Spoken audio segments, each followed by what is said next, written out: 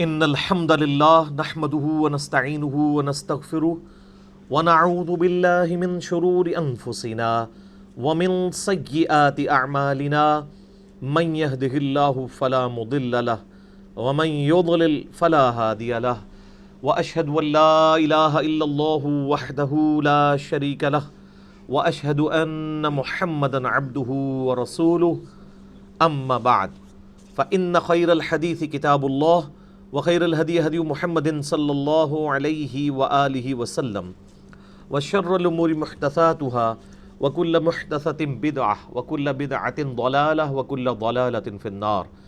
أعوذ بالله السميع العليم من الشيطان الرجيم من همزه ونفخه ونفثه. بسم الله الرحمن الرحيم. رب اشرح لي صدري ويسر لي أمري واحلل عقدة من لساني يفقهوا قولي. بسم الله الرحمن الرحيم. ان اللہ وملائکتہ یصلون علی النبی یا ایہا الذین آمنوا صلوا علیہ وسلموا تسلیما. اللہم صل علی محمد وعلی آل محمد کما صلیت علی ابراہیم وعلی آل ابراہیم انک حمید مجید. اللہم بارک علی محمد وعلی آل محمد کما بارکت علی ابراہیم وعلی آل ابراہیم انک حمید مجید. اللہم ربنا آتنا فی الدنیا حسنة وفی الآخرة حسنة وقنا عذاب النار. ربنا آتنا من لدنک رحمة وہیئ لنا من امرنا رشدا. لا الہ الا انت سبحانک انی کنت من الظالمین. حسبنا اللہ ونعم الوکیل ولا حول ولا قوة الا باللہ العلی العظیم. یا حی یا قیوم برحمتک استغیث اصلح لی شأنی کلہ ولا تکلنی الی نفسی طرفۃ عین. الحمدللہ آج 7 اپریل 2019 کو سنڈے کے دن قرآن کلاس نمبر 320 میں ہم انشاءاللہ تعالی سورہ الطلاق سے اپنی یہ تفسیر کلاس شروع کریں گے. اب یہ آخری 2 صورتیں ہیں پارہ نمبر 28 میں. دونوں ہی مدنی صورتیں ہیں اور دونوں صورتیں ہی ایک جوڑے کی فارم کے اندر ہیں، سورہ الطلاق اور سورہ التحریم. اور دیکھیں آپ کہ دونوں صورتوں کا آغاز جو ہے وہ یا ایھا النبی سے ہو رہا ہے. ایک تو اس اعتبار سے یہ آپس میں ملتی جلتی ہیں.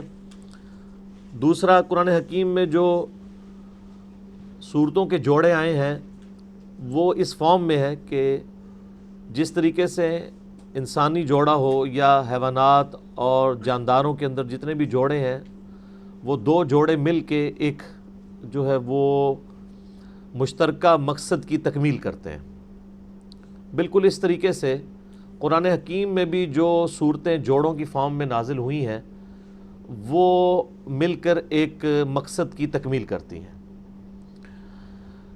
جس طریقے سے سورۃ الفلق اور سورۃ الناس یہ جوڑے کی فارم کے اندر ہے. سورۃ الفلق میں ان چیزوں کے شر سے اللہ کی پناہ مانگی گئی ہے جو باہر سے حملہ آور ہوتی ہیں، اور سورۃ الناس میں ان چیزوں کے شر سے اللہ کی پناہ مانگی گئی ہے جو اندر سے حملہ آور ہوتی ہیں.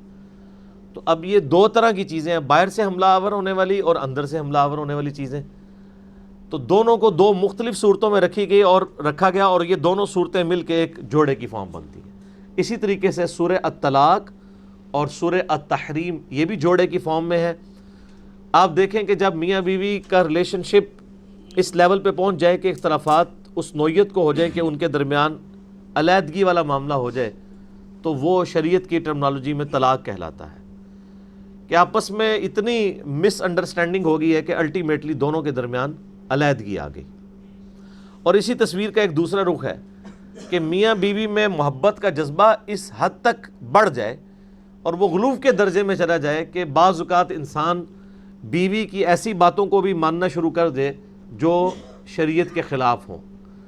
ان چیزوں کو اللہ تعالیٰ نے جو ہے وہ حرام نہ فرمایا ہو اور انسان اپنی بیوی کی محبت میں وہ چیز اپنے اوپر حرام کر لے. تو یہ ایک دوسری ایکسٹریم ہے.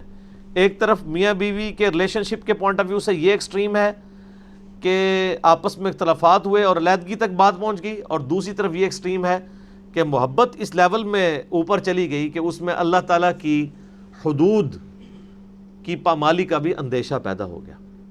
اس کا ذکر سورہ التحریم میں آئے گا، اور سورہ الطلاق کے اندر علیحدگی کے پوائنٹ آف ویو سے جو ہے وہ کچھ فقہی احکام و مسائل بھی بیان ہوں گے طلاق کے حوالے سے، اور اس کے علاوہ بھی کافی اہم چیزیں ہیں، وہ انشاءاللہ جیسے جیسے ساتھ آئیں گی میں انشاءاللہ ان کو بریف کرتا چلا جاؤں گا۔ اللہ کا نام لے کے شروع کرتے ہیں۔ اعوذ باللہ من الشیطان الرجیم، بسم اللہ الرحمن الرحیم۔ یا ایہا النبی اذا طلقتم النساء، اے نبی صلی اللہ علیہ وآلہ وسلم، اور اب اس میں محذوف ہے کہ مومنین مردوں سے یہ حکم فرما دیجئے، کیونکہ آگے جمع کا صیغہ آ رہا ہے کہ جب تم اپنی عورتوں کو طلاق دو۔ نبی علیہ السلام تو سنگولر کے صیغے سے خطاب ہو رہا ہے، لیکن اذا طلقتم النساء، جب تم لوگ جو ہے وہ اپنی بیویوں کو، اپنی عورتوں کو طلاق دو، یہاں پہ اب جمع کا صیغہ آیا ہے۔ مراد یہ کہ نبی علیہ السلام کی مبارک زبان کے ذریعے یہ کہلوایا جا رہا ہے کہ آپ مومنین مردوں تک یہ اللہ کا پیغام پہنچا دیں کہ جب وہ اپنی عورتوں کو طلاق دیں، فَطَلِّقُوهُنَّ لِعِدَّتِهِنَّ وَأَحْصُوا الْعِدَّةَ، تو وہ ان کی عدت کو ملحوظ خاطر رکھتے ہوئے طلاق دیں اور ان کو شمار بھی رکھیں عدت کو۔ سورۃ البقرہ کے اندر بھی اس کی ڈیٹیل آتی ہے، اور بخاری مسلم میں کئی احادیث اس پر گواہ ہیں کہ اللہ کے محبوب صلی اللہ علیہ وآلہ وسلم نے اس چیز کو مشروع فرمایا ہے اللہ تعالیٰ کی طرف سے کہ جب بھی طلاق دی جائے گی تو وہ عورت کے ان ایام میں دی جائے گی جو اس کی پاکیزگی کے ایام ہیں، جن ایام کے اندر عورت مخصوص ایام سے نہیں ہوتی بلکہ پاکیزہ ہوتی ہے، تاکہ عدت کو شمار کرنے میں بھی جو قرآن حکیم میں سورۃ البقرہ کے اندر آئی ہے آسانی ہو جائے۔ اور اگر کوئی حالت حیض میں طلاق دے بھی دے تو صحیح بخاری میں حدیث آتی ہے کہ عبداللہ ابن عمر رضی اللہ تعالی عنہما نے اپنی بیوی کو ایسی حالت میں طلاق دی تھی کہ وہ حیض کی حالت میں تھی، مخصوص ایام تھے، تو نبی علیہ السلام نے پھر ان کو اس حوالے سے ڈانٹا تھا اور حکم فرمایا تھا کہ وہ اپنی بیوی کی طرف رجوع فرمائیں، اور صحیح مسلم میں اس کی ڈیٹیل آتی ہے، اور آلموسٹ اہل سنت کے ہاں اس کا اتفاق پایا جاتا ہے کہ نبی علیہ السلام نے وہ جو طلاق تھی جو حیض کی حالت میں دی گئی تھی اس کو شمار فرمایا تھا، وہ ضائع نہیں گئی تھی۔ اور یہ بات اس چیز کا ثبوت ہے کہ اگرچہ حیض کی حالت میں بیوی کو طلاق دینا ہے تو حرام، لیکن اگر کوئی دے لے تو وہ اسٹیبلش ہو جائے گی۔ بالکل اس طریقے سے اکٹھی 3 طلاقیں دینا ہے تو حرام، لیکن اگر کوئی دے بیٹھے تو وہ اسٹیبلش ہو جائے گی، وہ خود اللہ کی حدود کو توڑ رہا ہے۔ میں آج اس ڈیٹیل میں نہیں جاؤں گا، اس حوالے سے میرا ایک کلپ آپ دیکھ لیں، 3 طلاق اور علماء اہل حدیث، اس میں نے یہ بات بتائی ہے کہ اہل سنت کے ہاں شروع سے اس حوالے سے اتفاقی مسئلہ پایا جاتا ہے، البتہ جو امامیہ ہیں یعنی اہل تشیع، ان کے ہاں یہ مسئلہ پایا جاتا ہے کہ وہ ایک مجلس کی 3 طلاقوں کو 3 شمار نہیں کرتے۔ اہل سنت کے ہاں یہ اتفاق ہے کہ اگر کوئی اکٹھی 3 طلاقیں دے دے تو وہ 3 ہی شمار کی جائیں گی۔ آج میں اس فقہی مسئلے کی ڈیٹیل میں نہیں جانا چاہتا، مسئلہ نمبر میرا 15 بھی اس کے اوپر ریکارڈڈ موجود ہے۔ اس کے علاوہ آپ یوٹیوب پہ جا کے طلاق، رجوع، اس حوالے سے یعنی الفاظ ٹائپ کریں تو میرے کئی ایک کلپ کھل کے سامنے آ جائیں گے جن میں آپ ان چیزوں کو دیکھ سکتے ہیں۔ آج ہم بالکل اسپیسیفکلی اس کے پوائنٹ آف ویو سے ڈسکشن کر رہے ہیں۔ واتقوا اللہ، اللہ کا تقوی اختیار کرو، ربکم، جو کہ تمہارا رب ہے، لا تخرجوہن من بیوتہن، عدت کے دوران ان کو یعنی اپنی بیویوں کو گھروں سے باہر مت نکالو، ولا یخرجن الا ان یاتین بفاحشۃ مبینہ، اور نہ وہ عورتیں خود وہاں سے نکلیں، ہاں مگر اگر کوئی عورت جو ہے وہ کھلی بے حیائی کا ارتکاب کر لے، یعنی اس کے لیے مرد کے لیے اس کو سنبھالنا مشکل ہو جائے اور وہ اس طرح کی ایکٹیویٹیز میں پڑ جائے، پھر تو ٹھیک ہے کہ ایسی عورت سے جان چھڑائی جا سکتی ہے، ورنہ جس عورت کو 1 یا 2 طلاقیں دی ہوئی ہیں اور اس چیز کا چانس موجود ہے کہ آپ اس کی طرف رجوع کر سکتے ہیں، تو عدت کے دنوں میں اس عورت کو آپ گھر سے باہر نہیں نکالیں گے، اور اس کی حکمت بھی آگے آ جائے گی کہ بہرحال اکٹھا رہنے سے اس چیز کا احتمال رہے گا کہ انسان کو اپنی یعنی فیصلے کو ریوائز کرنے کا موقع مل جائے اور وہ یہ سمجھے کہ میں نے یہ جو ڈیسیژن کیا تھا غلط ہے۔ جس طرح کہ اکثر اوقات طلاق کے بعد یہی ہوتا ہے، لوگ فتوے لیے پھر رہے ہوتے ہیں، کبھی کسی مولوی کے پاس بھاگ رہے ہوتے ہیں، کبھی کسی منڈا ساڑا غصے سی جی بس انہوں سمجھ نہیں لگی، غصے کی حالت میں انسان طلاق دیتا ہے، اور وہ پھر شریعت کو ٹیلر میڈ کرنے کی کوشش کرتے ہیں، بعض حلالہ کروانے کی کوشش کرتے ہیں، بعض حرامہ کروانے کی کوشش کرتے ہیں۔ یہ ساری کی ساری چیزیں غلط ہیں، نہ آپ حلالہ کروا سکتے ہیں نہ آپ حرامہ کروا سکتے ہیں۔ تو باقی یہ حلالہ حرامہ کیا چیزیں، میں آج اس کو تلخ اس موضوع کو نہیں بنانا چاہتا، میرے یوٹیوب کے اوپر طلاق کے حوالے سے کلپس دیکھ لیں تو انشاءاللہ آپ کو چیزیں کلیئر ہو جائیں گی۔ تو اللہ تعالیٰ ہمارا کہ اس حالت میں آپ عورتوں کو گھر سے باہر نہیں نکالیں گے، بلکہ ان کو گھر کے اندر رہنے دیں گے۔ اور ظاہر ہے گھر کے اندر رہنے کا مطلب یہ نہیں ہے کہ بھوکا پیاسا ان کو کسی جگہ قید کر دیں گے، مراد یہ کہ وہ اپنی باقی ایکٹیویٹیز بھی پرفارم کریں گی، ان کا یعنی کھانے پینے کا خرچہ بھی اسی مرد نے دینا ہوگا اس دوران، یعنی وہ 3 طہر کے اندر یعنی آلموسٹ آپ سمجھ لیں 3 مہینے یا اس سے تھوڑا کم زیادہ بھی ہو سکتا ہے، یعنی 3 دفعہ عورت پاک ہو، اس ڈیوریشن کے اندر وہ مرد اس کی طرف رجوع لا سکتا ہے، بول کے بھی اور اس کو ٹچ کر کے بھی کسی فارم میں۔ بعض کا طلاق دینے والا شخص دوسرے ملک میں بیٹھا ہوتا ہے، اس کے لیے آنا پاسبل نہیں ہوتا، تو وہ فون کے اوپر بھی رجوع کر سکتا ہے، ٹیکسٹ میسج کر کے بھی رجوع کر سکتا ہے کہ میں تیری طرف رجوع لاتا ہوں۔ اس کے لیے عورت کو ٹچ کرنا یا اس کے ساتھ ازدواجی تعلق قائم کرنا ضروری نہیں ہے، لیکن اس میں عورت کو بتانا تو ضروری ہوگا، یعنی جس کی طرف آپ رجوع لا رہے ہیں، تاکہ اس کو یہ پتہ تو ہو۔ اسی لیے شروع میں اس چیز کی طرف ترغیب دلائی گئی ہے کہ عدت کا شمار رکھنا ہے کہ آپ نے کب طلاق دی تھی، تاکہ وہ دنوں کی گنتی والا معاملہ بھی جاری رہے، ورنہ جب بالکل قریب دن پہنچ جائیں گے تو پھر وہ اندازہ کرنا مشکل ہو جائے گا۔ وَتِلْكَ حُدُودُ اللَّهِ، یہ اللہ کی حدیں ہیں، وَمَن يَتَعَدَّ حُدُودَ اللَّهِ، جو کوئی اللہ کی حدوں کو کراس کرے گا، فَقَدْ ظَلَمَ نَفْسَهُ، تو وہ اپنی جان پر خود ظلم کرے گا۔ یہ بڑی زبردست بات ہے، اور مولانا مودودی رحمہ اللہ تعالیٰ نے اس سے بڑا باریک نقطہ نکالا ہے۔ انہوں نے کہا یہ بڑا بہترین موقع تھا کہ اللہ تعالیٰ یہ بات ارشاد فرما دیتا کہ جو کوئی اللہ کی حدوں کو کراس کرے گا تو اس کی طلاق یا رجوع اسٹیبلش ہی نہیں ہوں گے۔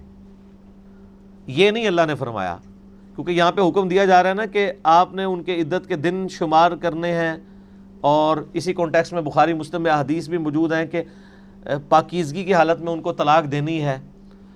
اب اگر کوئی یہ اللہ کی حدیں کراس کر دیتا ہے تو یہاں پہ آیت یہ ہونی چاہیے تھی جو اللہ کی حدیں کراس کر دے تو اس کی طلاق یا رجوع یہ معاملات شمار ہی نہیں ہوں گے۔ الٹا ہمیں احادیث میں یہ ملتا ہے کہ نبی علیہ السلام نے اس حرام طلاق کو بھی اسٹیبلش کر دیا تھا، حیض کی حالت میں جو دی گئی، دینا تو حرام ہے، وہ طلاق بدعی کہلاتی ہے۔ اسی طریقے سے اکٹھی 3 طلاقیں دینا بھی حرام ہے، حتیٰ کہ سنن نسائی میں حدیث ہے کہ نبی علیہ السلام کو آگے خبر دی گئی کہ ایک شخص نے اکٹھی 3 طلاقیں دی ہیں، تو آپ سخت ناراض ہوئے، اور آپ صلی اللہ علیہ وآلہ وسلم نے فرمایا کہ میں زندہ ہوں اور اللہ کی حدوں کے ساتھ یوں مذاق کیا جا رہا ہے۔ بڑا اچھا موقع تھا کہ آپ علیہ السلام فرماتے کہ کوئی مسئلہ نہیں، اگر اکٹھی 3 بھی دے دی تو کوئی نہیں، ایک ہی ہوگی، اس سے کون سا فرق پڑ جاتا ہے۔ تو وہ اسی اعتبار سے بتایا جا رہا ہے کہ یہ اسٹیبلش ہو جاتی ہے، لیکن یہ اللہ کے ہاں ناپسندیدہ ہے، صحابہ کا اس پہ اتفاق ہے۔ یہاں پہ بھی اللہ ہمارا ہے جو حدود اللہ توڑے گا وہ اپنے اوپر خود ظلم کرے گا۔ لا تدری لعل اللہ یحدث بعد ذلک امرا، تمہیں کیا خبر کہ اللہ تعالیٰ اس معاملے میں کوئی اور صورت پیدا کر دے۔ یعنی یہ بھی اللہ کی حد ہے کہ آپ نے طلاق دینے کے بعد عورت کو 1 یا 2 طلاقیں دی ہیں تو ابھی رجوع کی گنجائش موجود ہے، یعنی وہ عورت مطلقہ تو ہوئی ہے لیکن آپ اس کے ساتھ رجوع بھی کر سکتے ہیں، کیونکہ وہ نکاح سے نہیں نکلی، نکاح سے اس وقت نکلے گی جب وہ 3 طہر والا پیریڈ گزار لے گی، اور اس کے بعد وہ طلاق رجی جو ہے وہ طلاق بائن میں کنورٹ ہو جائے گی۔ یعنی آپ اس کو رفلی سمجھ لیں 3 مہینے، 3 مہینے کے اندر اگر رجوع کر لیتا ہے تو وہ طلاق رجعی ہے، یعنی اس کی طرف وہ رجعت والا معاملہ کر سکتا ہے بغیر نئے نکاح کے، اور یہ 1 اور 2 طلاقوں کی صورت میں ہے۔ اگر 3 طلاقیں دے دیے پھر تو معاملہ ہی بالکل ختم ہو گیا نا، پھر تو رجوع ہو ہی نہیں سکتا، نہ اس وقت رجوع ہو سکتا ہے، نہ نئے نکاح کے ساتھ اس کے ساتھ رجوع ہو سکتا ہے، وہ تو ہمیشہ کے لیے اس پہ حرام ہوگی۔ البتہ اگر کوئی عورت خلا لے لے تو خلا کا معاملہ ڈیفرنٹ ہے، خلا طلاق ایکویننٹ شمار نہیں ہوتا۔ اگر کسی عورت نے کسی مرد سے خلا لیا ہے تو دوبارہ سے اس مرد کے ساتھ شادی کر سکتی ہے، وہ مسند شافعی میں سیدنا عثمان غنی رضی اللہ تعالیٰ کا فتویٰ موجود ہے۔ میرا یوٹیوب پہ ایک کلپ ہی ہے، طلاق، رجوع، خلا، یہ آپ لکھیں تو میرے کئی ایک کلپس کھلیں گے، میں نے ان میں اسکیٹرڈ فارم میں ان کے اوپر یعنی گفتگو کی ہوئی ہے۔ خلا والے کیس میں اسی مرد کے ساتھ دوبارہ وہ عورت نکاح کر سکتی ہے، لیکن 3 طلاق کے بعد نہیں کر سکتی۔ باقی جو حلالہ کرواتے ہیں وہ تو پری پلانڈ حلالہ تو ہے ہی حرام ہے۔ البتہ اگر خود بخود کوئی معاملہ ہو جائے کہ کسی عورت جس کو 3 طلاقیں ہوئیں وہ بعد میں کسی اور مرد سے شادی کرتی ہے، بائی چانس وہ مرد مر جاتا ہے یا وہ مرد اس کو اپنی مرضی سے طلاق دیتا ہے، پری پلانڈ نہیں، اور پھر وہ اپنے پچھلے شوہر کی طرف لوٹنا چاہتی ہے، وہ الگ معاملہ ہے۔ اگر وہ پری پلانڈ حلالہ ہوگا وہ تو سنن ابن ماجہ میں حدیث موجود ہے کہ نبی علیہ السلام نے حلالہ کرنے والے اور کروانے والے پر لعنت فرمائی ہے۔ آج کل یعنی کہ ایک حلالہ مولوی بھی مشہور ہیں جو اس طرح کے حلالے نکالتے ہیں، البتہ ان کی اپنی فقہ کے اندر بھی یہ حلالہ یعنی پسندیدہ نہیں ہے، اس کو غلط ہی سمجھتے ہیں، لیکن اب ظاہر ہے کہ پبلکلی ایک چیزیں، چونکہ یہ مولوی جو ہیں وہ اس سسٹم کے بینیفیشری ہیں تو اس لیے وہ ان چیزوں کو لے کے چل رہے ہوتے ہیں۔ تو اللہ تعالیٰ ہمارا ہے کہ تمہیں کیا خبر، اللہ تعالیٰ کوئی اس میں صورت پیدا کر دے، یعنی ہو سکتا ہے کہ دوبارہ رجوع کا معاملہ ہو جائے جب ایک گھر میں اکٹھے رہیں گے 1 یا 2 طلاقوں کے بعد، تو کبھی انسان کو اپنے فیصلے کے اوپر شرمندگی کا احساس ہو کہ یار میں نے جذبات میں فیصلہ کیا تھا، تو وہ رجوع کر لے۔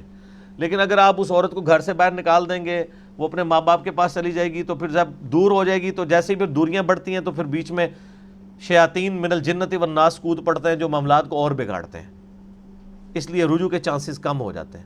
تو اللہ تعالیٰ تو چاہتا ہے اس خاندانی سسٹم کو بنا کے رکھے، اس لیے ابو داؤد ترمذی ابن ماجہ میں حدیث ہے کہ اللہ تعالیٰ کو حلال چیزوں میں سب سے زیادہ ناپسندیدہ طلاق ہے۔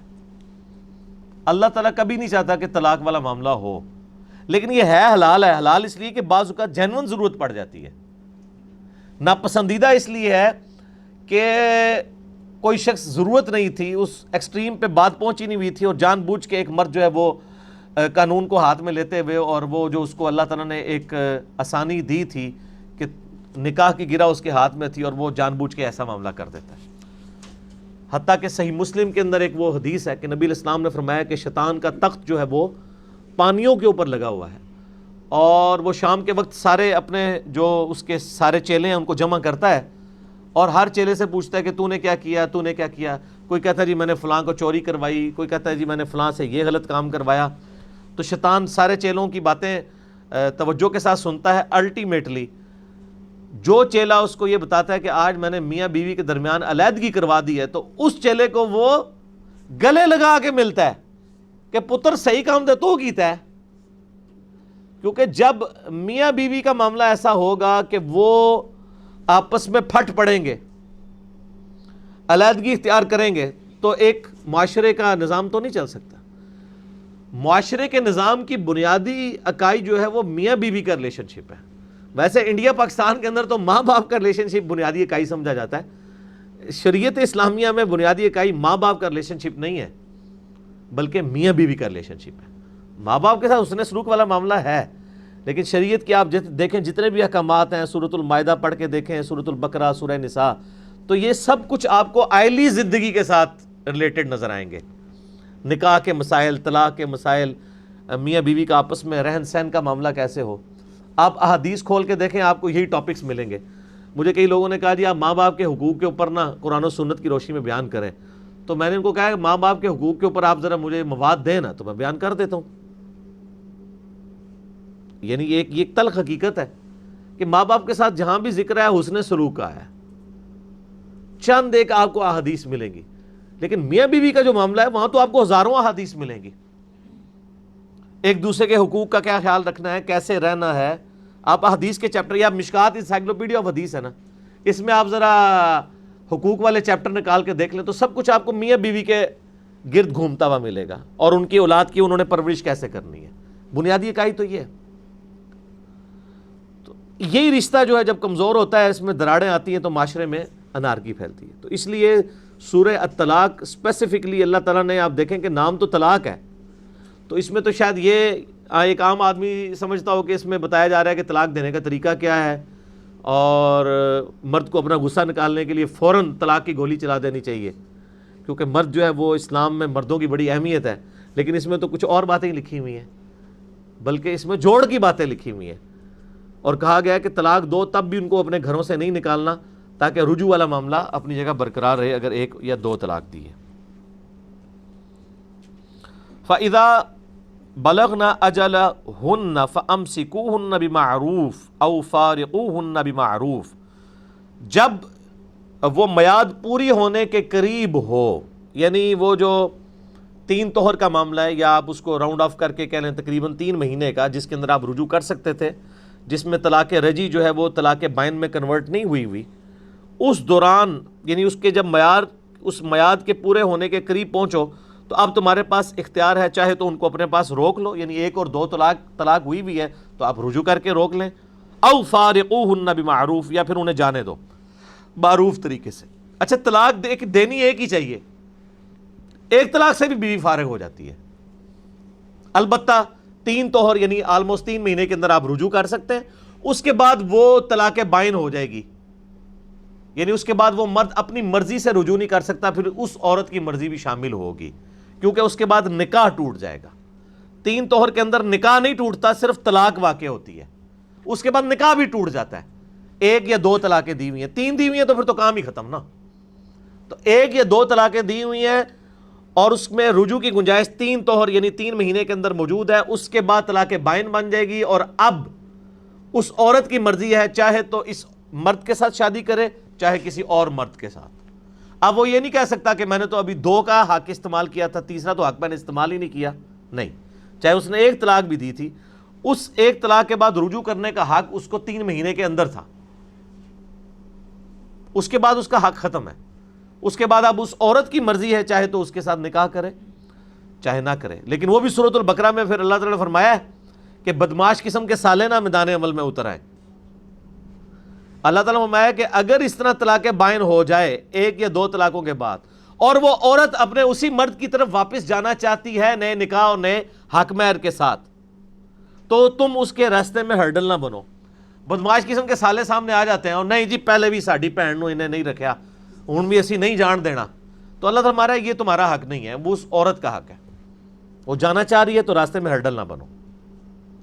بعض اوقات وہ اپنی ایک انا کا مسئلہ بنا لیتے ہیں نا، جوڑ کی بجائے، اس وقت تو بڑے شوق سے وہ لے آتے ہیں، جب بعد میں جو وقت گزرتا ہے تو کتنا عرصہ یعنی اس طرح کے رشتوں کو کوئی نبھا سکتا ہے، ظاہر ہے وہ پھر کنفلکٹ والا معاملہ آ جاتا ہے نا۔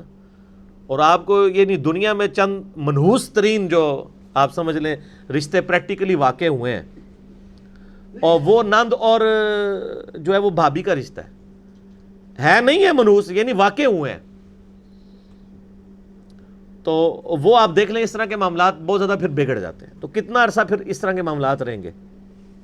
اس لیے اللہ تعالیٰ نے یعنی اس طرف توجہ دلائی ہے کہ آپ کو جوڑ کی طرف آنا چاہیے، تو اس کے بعد پھر تمہارا حق ہے، چاہے تو انہیں روک لو چاہے ان کو الگ کر دو۔ اچھا، میں اکثر لوگوں کو کہتا ہوں کہ جب طلاق والا معاملہ کبھی نوبت پہنچ جائے نا، تو عورت کو چاہیے کہ وہ خلا لے لے، تاکہ دوبارہ اس مرد کی طرف جانے کی گنجائش تو باقی رہے۔ کیونکہ پاکستان کے قانون میں ایک بڑا عجیب معاملہ ہے کہ وہ کہتے ہیں جی مرغی کو صحیح طریقے سے آپ نے ذبح کرنا ہے، 3 طلاقیں اکٹھی لکھواتے ہیں، اس کے بغیر تو وہ نکاح ختم ہی نہیں ہوگا، حالانکہ شریعت میں تو 1 طلاق سے بھی نکاح ختم ہو جاتا ہے جب وہ 3 طہر گزار لے گی، لیکن وہ کہتے ہیں نہیں 3 اکٹھی لکھو۔ اب 3 اکٹھی لکھ دی، اسٹیبلش ہو گئیں، وہ 3 ہفتے کے بعد ہی کہتے ہیں نہیں آپ رجوع کرنا ہے ہم نے، پھر وہ مولویوں کو ڈھونڈتے پھر ہوتے ہیں، پھر وہ لالے والے مولوی بھی میدان عمل میں اتر آتے ہیں، یعنی جو وہ 1 رات کا نکاح کرا دیتے ہیں، اور دوسری طرح حرامے والے بھی میدان عمل میں اتر آتے ہیں جو کہتے ہیں خیر ہے جی 3 دی ہیں اکٹھی تو وہ 1 ہی شمار ہوئی ہے، 3 تو ہوئی نہیں ہے۔ تو یہ حلالے والے اور حرامے والے مولویوں سے بچنے کے لیے چیز ضروری ہے کہ شریعت کو سیکھیں آپ، کہ ایک وقت میں 1 طلاق ہی دینی ہے۔ یہ کوئی غصہ نکالنے کا طریقہ نہیں کہ اکٹھی 3 دے کے تو ہمیشہ کے لیے جان چھڑا لیں۔ اور اگر بہت زیادہ کسی کو شوق ہے اور آپ کہتے ہیں قانوناً جی وہ 3 طلاقیں تو دینا ضروری ہوتی ہیں، ایک سے کام نہیں چلے گا، نکاح الگ والا معاملہ نہیں ہوگا، یہ ہو جائے گا وہ ہو جائے گا، تو عورت خلا لے لے۔ عورت جب خلا لے گی نا تو وہ پھر چونکہ طلاق کا تو حق استعمال نہیں ہوا، تو وہ کبھی بھی اسی مرد سے دوبارہ شادی کر سکتی ہے۔ اور 1 یا 2 طلاقیں ہوئی ہیں اور اس کے بعد وقت گزر گیا، چاہے 50 سال بھی گزر جائیں، اگر اس عورت نے نیا نکاح نہیں کیا تو وہ عورت دوبارہ اس مرد کی طرف واپس آ سکتی ہے، اگر 1 یا 2 طلاقیں ہوئی ہیں، 3 کے بعد تو ظاہر نہیں آ سکتی۔ اور خلا والے معاملے میں بھی اس کو حق حاصل ہے، وہ جب چاہے نکاح کر سکتی ہے. اور خلا والے کی جو عدت ہے نا وہ ابو داؤد ترمذی میں 1 مہینے ہے. ویسے جو عام عورت ہے جو مطلقہ ہے اس کی عدت تو ہے نا 3 طہر یعنی آلموسٹ 3 مہینے، لیکن جو خلا لے رہی ہے نا وہ 1 مہینے کے بعد بھی نیا نکاح کر سکتی ہے، کیونکہ اسے طلاق نہیں ہوئی ہے، اس نے خلا لیا ہے. خلا کے احکام ڈیفرنٹ ہیں اور طلاق کے ڈیفرنٹ ہیں. باقی میں اس ویڈیو کی وساطت سے بتا دوں، یہ ہماری اکیڈمی میں جو لوگ رابطے کرتے رہتے ہیں نا نکاح طلاق کے مسئلوں کے لیے، یا مجھ سے سوال پوچھتے ہیں، تو ہم ان سوالات کے جوابات نہیں دیتے. اس کی وجہ یہ ہے کہ ہمیشہ یہ ون سائیڈڈ مسئلہ پوچھا جا رہا ہوتا ہے. نکاح طلاق کے مسئلے جوڈیشری سے تعلق رکھتے ہیں، جس میں دونوں پارٹیاں بیٹھتی ہیں، دونوں کا موقف سامنے آتا ہے. کئی بار ایسے ہوا ہے کہ مرد ایک پکچر پیش کر رہا ہوتا ہے طلاق کی، جب وہ اس کی متعلقہ عورت سے رابطہ کیا جائے وہ کوئی اور ہی کہانی سنا رہی ہوتی ہے. اس لیے میں نے اپنے بھائیوں کو اسٹرکٹلی منع کیا، اور ہم اس ویڈیو کی وساطت سے بھی کہہ رہے ہیں کہ ہم سے کوئی نکاح طلاق کے مسائل کے لیے رابطہ نہ کرے، کیونکہ ہم نے یہاں کوئی عدالت نہیں کھولی ہوئی ہے کہ دونوں پارٹیوں کو بلائیں گے ان کے مقدمات کو حل کریں گے. اس کے لیے ماشاءاللہ بڑے علماء موجود ہیں، عدالتیں موجود ہیں، آپ ان کے پاس جائیں. ٹھیک ہے جی. اور شرعی مسائل کے دلائل انہی سے اس حوالے سے آپ کانٹیکٹ کریں، وہ آپ انشاءاللہ آپ کو وہ سیٹسفائی کریں گے، اس کے مطابق آپ چلنے کی کوشش کریں. ہم سے آپ مسئلہ پوچھیں گے بھی تو مسئلہ پوچھ کے اس میں سے نکالیں گے کیا؟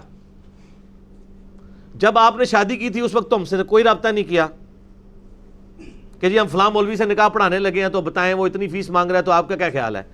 اب جب توڑ تاڑ کے تو ہم سے مشورہ کس لیے کر رہے ہیں؟ تو میں تو سیدھی سنا دیتا ہوں نا کہ بھائی نہیں، میں تو کلیئرلی کہتا ہوں کہ ہم انٹرٹین نہیں کرتے. پھر بھی جو جان بوجھ کے گھستا ہے پھر اس کو بتاتے ہیں کہ جب نکاح کیا تھا تو مجھ سے پوچھ کے کیا تھا، اس وقت مجھ سے مشورہ کیا تھا کہ کس مولوی نے نکاح پڑھانا ہے. اب طلاق کے مسئلے میں ہم سے رابطہ کر رہے ہو تو ہم مسئلہ آپ کو بتائیں گے ضرور، لیکن ہم یہ نہ لکھ کے دیں گے آپ کو، نہ ہم اس کو آن کریں گے. اس کی وجہ ہے کہ آپ ون سائیڈڈ پکچر ہمارے سامنے پیش کر رہے ہیں نا. یہ تو عدلیہ کا ایشو ہے نا، جوڈیشری کا ایشو ہے. دونوں پارٹیاں بیٹھیں گی، وہ دونوں باتیں. اکثر اوقات یہ ہوتا ہے کہ جی وہ عورت کہتی ہے جس نے مجھے 3 دی ہیں، وہ کہتا ہے جی 2 دیتی ہیں، تیسری میں دیتی نہیں، بھول گئی ہے، یہ بھول گئی ہے، تو وہیں پہ کلیل پھر پڑ جاتا ہے. اب ہم کس طرح ون سائیڈڈ کسی کو مسئلہ بتا دیں؟ باقی رہا کہ کوئی کہتا ہے جی ہم دونوں کو لے کے آتے ہیں. جناب یہاں نہ لے کے آئے، جن سے پڑھوایا تھا نا نکاح، جن کو آپ نے پیسے کھلائے تھے، ٹھیک ہے، جس نکاح رجسٹرار کو بلایا تھا اسی کے پاس واپس جائیں اور انہی سے جا کے اپنے مسائل کا حل کریں. یہ کوئی ایسا مسئلہ نہیں ہے جس کو ہم نے حل کرنا ہے. اور وہ فتوے اسی لیے مانگنے پھر رہے ہوتے ہیں کہ وہ ساری طرف سے مایوس ہوئے ہوتے ہیں، پھر وہ کہتے ہیں چلے جی علی بھائی کے گاٹے کو شاید فٹ کر دیں کہ یہ ہمیں کوئی اجازت دے دے کہ جی کو معاملہ ہو جاتا ہے. ہم نے تو نہیں کرنی کسی کے ساتھ کوئی نہ خیر خواہی والا معاملہ کرنا ہے کہ نہ کوئی ظلم والا کرنا ہے. جو بالکل صحیح انصاف پہ مبنی ہے وہ بات کرنی ہے. تو وہ انصاف پہ مبنی بات اکثر اوقات کسی کے ساتھ خیر خواہی نہیں ہو رہی ہوتی، وہ یہ سمجھ رہا ہوتا ہے میرے ساتھ ظلم ہو رہا ہے. تو اس لیے نکاح طلاق کے لیے نہ ہمارے بھائیوں سے کوئی رابطہ کرے، نہ ہماری اکیڈمی میں کوئی فون کرے. یہ آپ اپنے علماء کے ساتھ بیٹھ کے جن سے آپ نکاح پڑھواتے ہیں نا انہی سے ان مسائل کو حل کریں. اور مولویوں کی بھی یہ ذمہ داری ہے کہ جب وہ نکاح پڑھا رہے ہوتے ہیں نا تو اس وقت پیسے لے کے جیب میں نہ ڈال لیا کریں صرف، بلکہ آپ جو میاں بیوی بننے جا رہے ہیں اس میں خصوصاً میاں جو ہے مرد کو طلاق کے مسائل بھی سکھائیں. یہاں لوگ کلمے پڑھواتے رہتے ہیں، حالانکہ کلمے کا تو اس سے تعلق ہی کوئی نہیں ہے. اور بیچارے بعض لوگ 6 کلمے یاد کر رہے ہوتے ہیں جی میرا نکاح ہونے والا ہے. کلمے کا تو اس سے تعلق ہی کوئی نہیں ہے. کلمے پہ ہے نا تو تبھی تو وہ آگے نکاح والا معاملہ ہو رہا ہے. وہ تو نکاح کا خطبہ پڑھنا ہوتا ہے، ایجاب و قبول ہوتا ہے، حق مہر کے عوض گواہوں کی موجودگی میں. تو بجائے آپ کلمے سننے کے اور چیزیں سننے کے، خدا کے لیے آپ ان کو طلاق کے مسائل بتایا کریں کہ یہ مسئلہ ہے. اگر غصہ آ جائے، اگر کبھی سالن میں نمک کم ہو تو پلیٹ توڑ لینا، طلاق کا لفظ نہ منہ کے اوپر لے کے آنا. اگر چائے میں چینی کم ہو تو وہ زیادہ غصہ ہے تو کپ اٹھا کے زمین پہ پھینک دینا، طلاق کا لفظ منہ کے اوپر نہ لے کے آنا. یہ ساری باتیں اگر کسی کو بتا دی جائے نا اس وقت، تو میں تو جب کبھی مجھے نکاح پڑھانے کا موقع ملے، ظاہر ہے میں جاتا نہیں ہوں کہیں، پر بہت قریبی کوئی رشتہ دار ہیں، کوئی زور لگا دے تو کبھی مجھے مجبوراً جانا پڑ جائے، تو میں یہ اپنا فرض سمجھتا ہوں کہ جب نکاح پڑھوا رہا ہوتا ہوں اس وقت ساتھ ہی طلاق کے مسائل بھی بتانے ضروری ہیں. صرف نکاح کے مسائل بتانا ضروری نہیں ہے. یہاں پہ لوگ سمجھتے ہیں کہ صرف نکاح کے مسئلے بتائے جائیں. نکاح کے مسائل بھی بتائیں گے، طلاق کے بھی بتائیں گے. تاکہ بعد میں مصیبت نہ کھڑی ہو، بعد میں جو انہوں نے پھر ڈھونڈتے پھرنا ہے۔ تو یہ جو جذباتی اس طرح کے معاملات ہوتے ہیں نا، ان کا اینڈ رزلٹ پھر یہی نکلتا ہے۔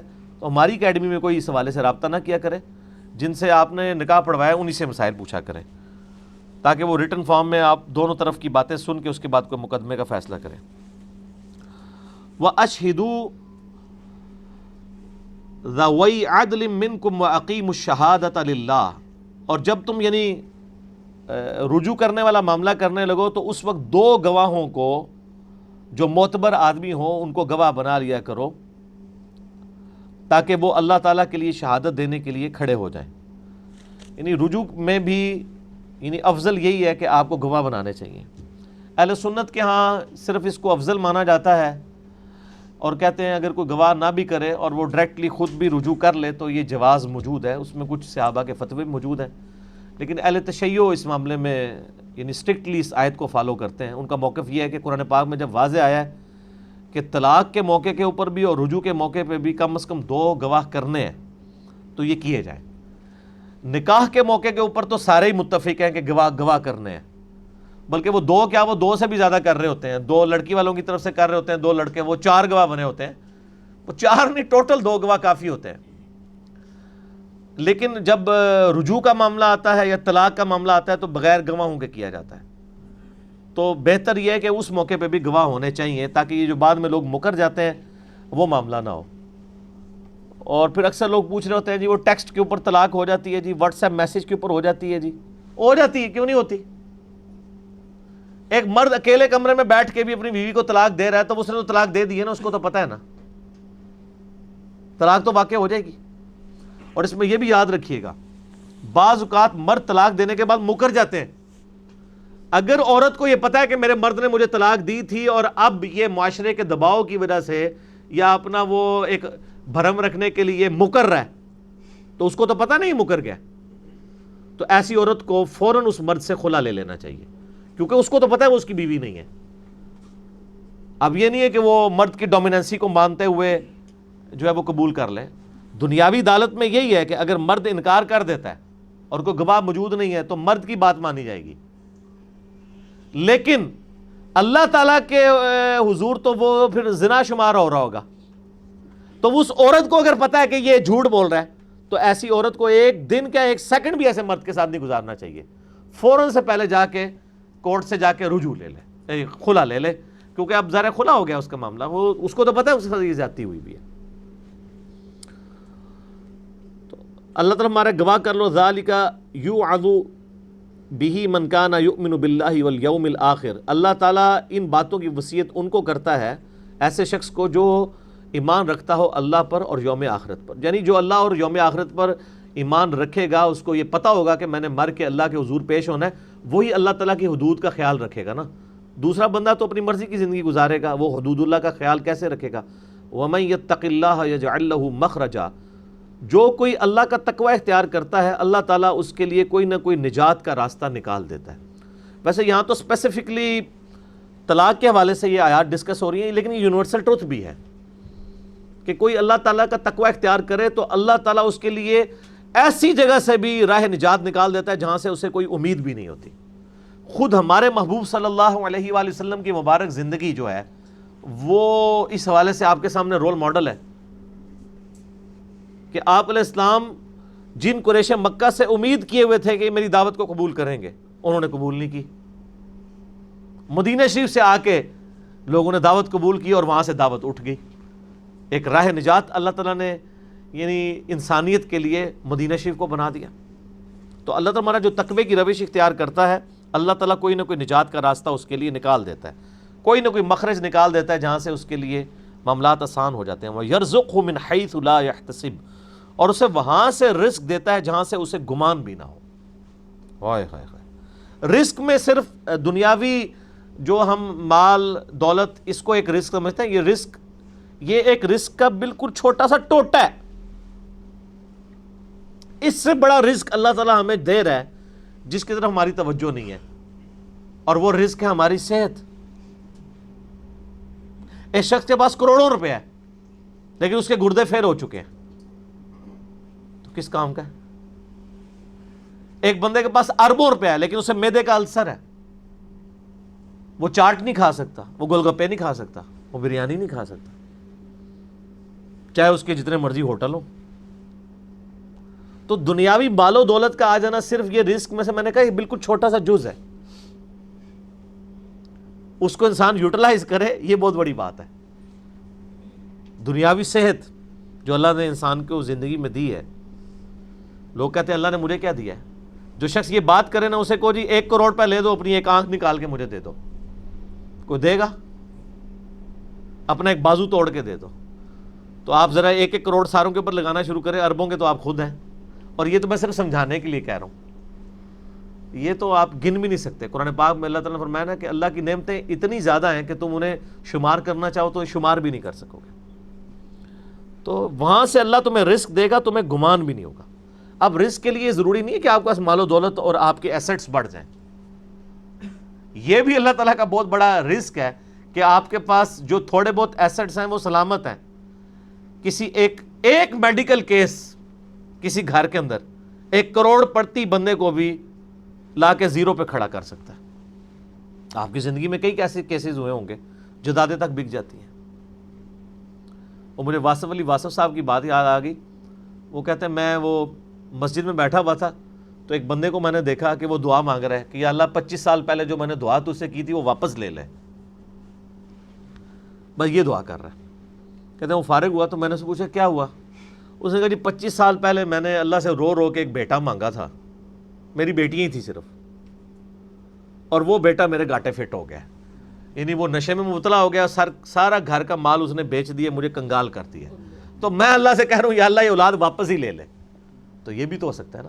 سورہ توبہ میں آتا ہے، اللہ تعالیٰ آتا ہے اپنے جو فاسق و فاجر لوگوں کے بارے میں کہ اللہ تعالیٰ چاہتا ہے کہ ان کی اولاد کو ہی ان کے لیے عذاب بنا دے،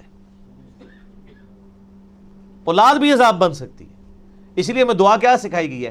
ربنا ہب لنا من ازواجنا وذریاتنا قرۃ اعین واجعلنا للمتقین اماما۔ اے اللہ ہماری بیویوں اور ہماری اولاد میں آنکھوں کی ٹھنڈک بنا اور ہمیں پرہیزگاروں کا امام بنا، ہماری آنے والی نسلیں پرہیزگار ہوں، ورنہ یہ تو مصیبت بھی گلے پڑ سکتی ہے۔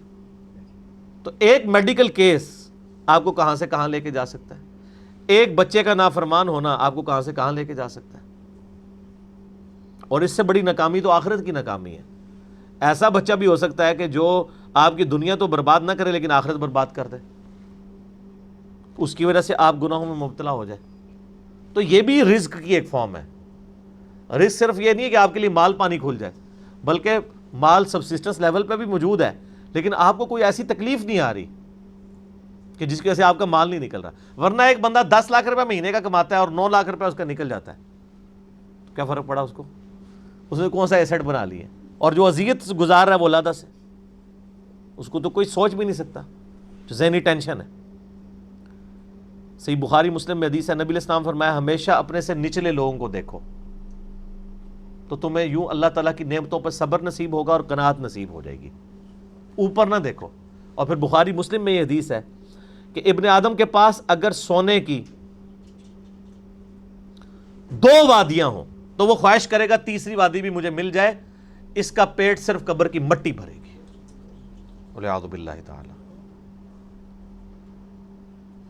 بخاری مسلم دونوں میں حدیث ہے کہ انسان کہتا ہے میرا مال میرا مال میرا مال، نبی علیہ السلام فرمایا تیرا مال تو وہ ہے جو تو نے کھا پی لیا یا پہن کر بوسیدہ کر دیا یا اللہ کی راہ میں خرچ کر کے آخرت کے لیے محفوظ کر لیا، باقی جتنا مال ہے وہ تو تیرے ورثہ کا مال ہے، تو کہتا ہے میرا مال ہے۔ پھر بخاری مسلم دونوں میں حدیث ہے کہ نبی علیہ السلام نے فرمایا کہ انسان کے 3 دوست ہیں، ایک دوست ہی اس کی قبر تک ساتھ جاتا ہے، وہ اس کے اعمال ہیں، باقی جو 2 دوست ہیں وہ باہر ہی رہ جاتے ہیں، اس کے رشتہ دار اور مال۔ اب مال ساتھ جاتے ہیں، مال بھی آپ ساتھ لے کے جا سکتے ہیں، لیکن وہ مال جو آپ نے پہلے ہی اپنی زندگی میں اپنی مرضی سے اللہ کی راہ میں خرچ کر دیا ہے، وہ اللہ کے ڈیوائن بینک میں جمع ہے۔ وہ قرآن پاک میں سورۃ البقرہ میں آیا 700 گنا تک کہ اللہ تعالیٰ کر کے لوٹائے گا، بلکہ یہاں تک فرمایا کہ یہ اللہ تعالیٰ کو تم قرض دے رہے ہو اور اللہ تعالیٰ اس قرض کو لوٹائے گا۔ دیکھیں کتنا قدردان ہے کہ دیتا اللہ ہے، اور جب اسی کے دیے ہوئے میں سے آپ اسی کی راہ میں خرچ کرتے ہیں تو وہ کہتا ہے کہ یہ تم نے مجھے قرض دیا ہے۔ اللہ کہتا ہے میں تمہارا مقروض ہوں، تمہیں لوٹاؤں گا۔ یہ ہے اللہ تعالیٰ کی قدردانی۔ جامعہ ترمذی میں حدیث ہے، مسند امام احمد میں موجود ہے کہ نبی علیہ السلام فرمایا کہ جب بھی کوئی شخص دعا کرتا ہے وہ خالی نہیں جاتی، یا تو اس دعا کے عوض جو تم نے مانگا وہ اللہ تمہیں عطا کر دیتا ہے، یا اس سے بہتر یعنی اس کی برکت سے اللہ تعالیٰ بہتر نعم البدل دیتا ہے، تمہاری کوئی تکلیف ٹال دیتا ہے، یا پھر اس دعا کو سنبھال کے رکھتا ہے قیامت کے دن کے لیے، اور اس دعا کے ایکویلنٹ تمہیں اجر عطا فرما دے گا۔ تو دعا تو بہت ضروری ہے، اللہ کی طرف رجوع لانا۔ خیر ٹاپک اور طرف چلا جائے گا، فی الوقت اس کی طرف آپ کنسنٹریٹ کریں کہ اللہ تعالیٰ مارا ہے کہ تمہیں وہاں سے رزق ملے گا، تمہیں گمان بھی نہیں ہوگا۔ وَمَن يَتَوَكَّلْ عَلَى اللَّهِ، اور جو کوئی اللہ پر توکل کرے، فَهُوَ حَسْبُهُ، تو اللہ اس کے لیے کافی ہے۔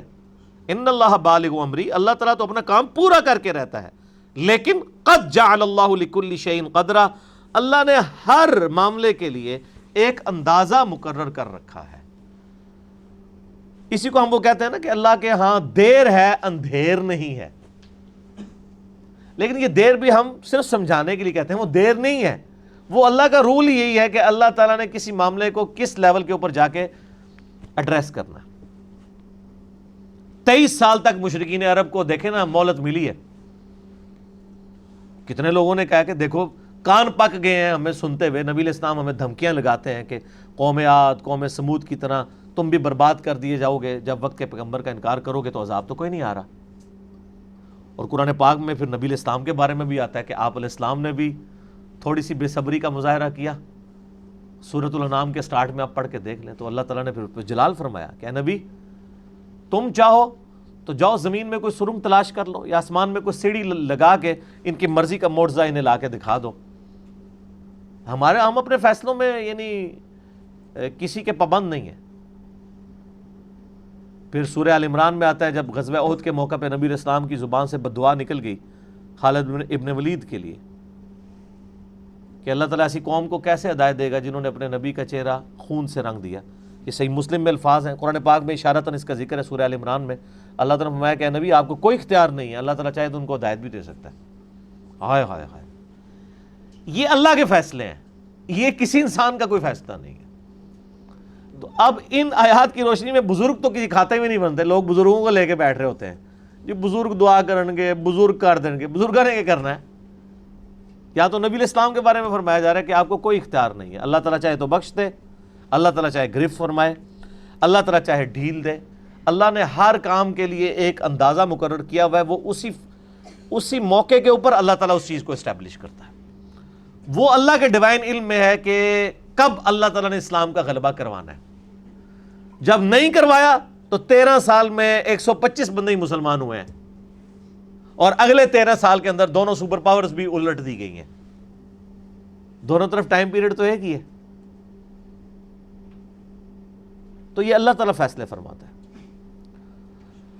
واللائی یئسن من المحیض من نسائکم ان ارتبتم فعدتہن 3 اشہر۔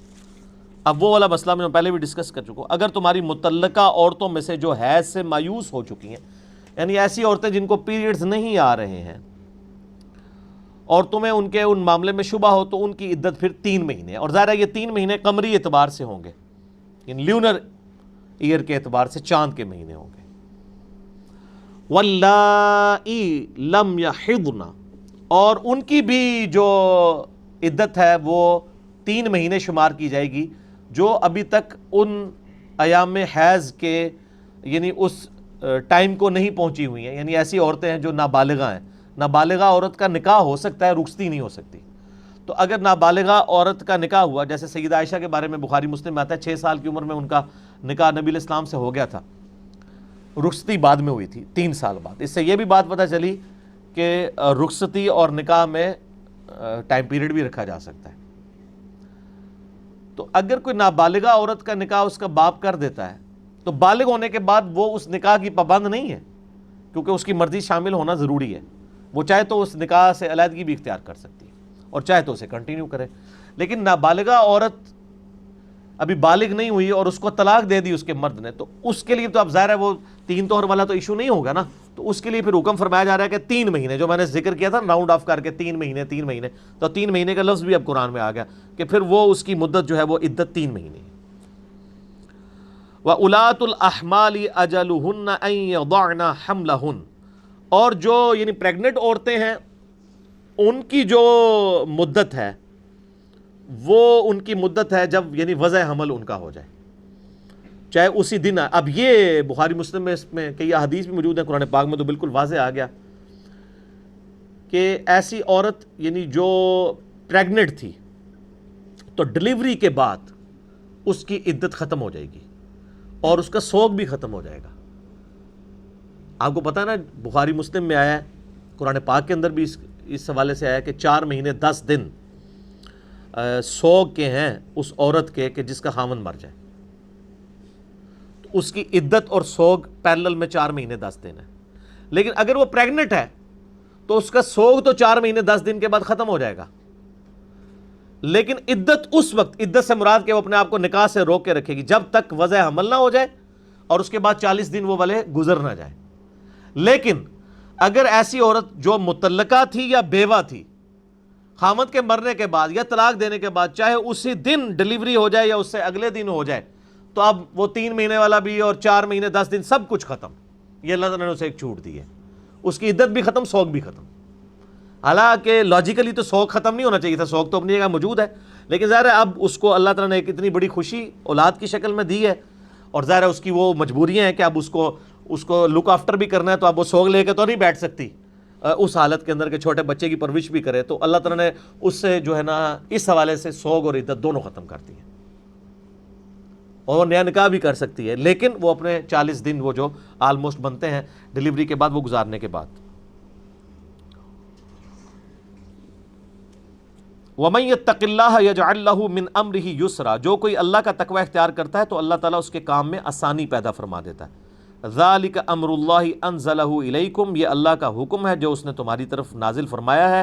وَمَن يَتَّقِ اللَّهَ يُكَفِّرْ عَنْهُ سَيِّئَاتِهِ وَيُعْظِمْ لَهُ أَجْرًا، جو کوئی اللہ کا تقوی اختیار کرتا ہے اللہ تعالیٰ اس کی برائیوں کو بھی اس سے دور کر دے گا اور اسے قیامت والے دن بہت بڑا اجر عطا فرمائے گا۔ اسکنوہن من حیث سکنتم من وجدکم، انہیں ٹھہراؤ جہاں پر تم خود سکونت پذیر ہو اپنی حیثیت کے مطابق۔